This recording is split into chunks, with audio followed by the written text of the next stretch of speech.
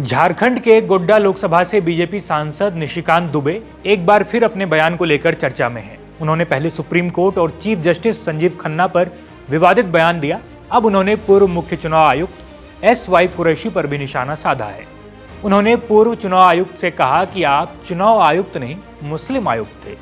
आइए यह पूरा मामला आपको विस्तार से बताते हैं। निशिकांत दुबे ने पूर्व मुख्य चुनाव आयुक्त एस.वाई. कुरैशी पर आरोप लगाते हुए लिखा, आप चुनाव आयुक्त नहीं, मुस्लिमों के आयुक्त थे। झारखंड के संथाल परगना में सबसे ज्यादा बांग्लादेशी घुसपैठियों को वोटर आपके कार्यकाल में ही बनाया गया। उन्होंने आगे लिखा, पैगंबर मोहम्मद साहब का इस्लाम भारत में 712 ईस्वी में आया। उससे पहले यह भूमि हिंदू या उस आस्था से जुड़ी आदिवासी, जैन और बौद्ध धर्मावलंबी की थी। इतना ही नहीं, बीजेपी सांसद ने अपने गांव का इतिहास बताते हुए कहा, मेरे गांव विक्रमशिला को बख्तियार खिलजी ने 1189 में जला दिया था। विक्रमशिला विश्वविद्यालय ने दुनिया को पहला कुलपति दिया, अतीश दीपांकर के रूप में। देश को जोड़ो, इतिहास पढ़ो, तोड़ने से पाकिस्तान बना था, अब बंटवारा नहीं होगा। जिसके बाद एस.वाई. कुरैशी ने निशिकांत दुबे पर पलटवार भी किया। उन्होंने अपने बयान में कहा, क्योंकि यह मामला सीधे सुप्रीम कोर्ट से जुड़ा हुआ है और सुप्रीम कोर्ट के संज्ञान में है, लिहाजा इस पर अभी कोई टिप्पणी नहीं करूंगा। सुप्रीम कोर्ट पर नजर रहेगी कि सुप्रीम कोर्ट क्या करती है।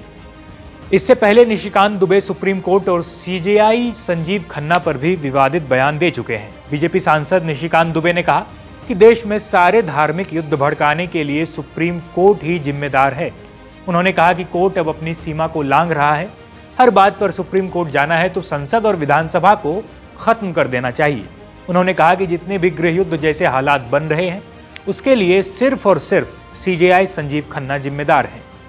लेकिन अब उनके विवादित बयान को लेकर अवमानना की कार्यवाही की मांग शुरू हो गई है। सुप्रीम कोर्ट के एक एडवोकेट ने अटॉर्नी जनरल को चिट्ठी लिखकर अवमानना के मुकदमे की अनुमति मांगी है। दरअसल कंटेम्प्ट ऑफ कोर्ट एक्ट 1971 की धारा 15(1)(b और अवमानना के मामलों के लिए सुप्रीम कोर्ट के 1975 में बने नियमों में से नियम 3C के तहत अटॉर्नी जनरल या सॉलिसिटर जनरल की सहमति के बाद ही सुप्रीम कोर्ट की अवमानना की कार्यवाही शुरू हो सकती है।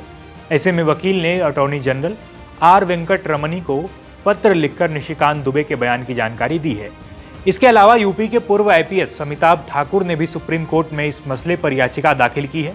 उन्होंने अटॉर्नी जनरल को अनुमति के लिए पत्र भी भेजा है। इस खबर पर फिलहाल इतना ही। देखते रहिए India.com।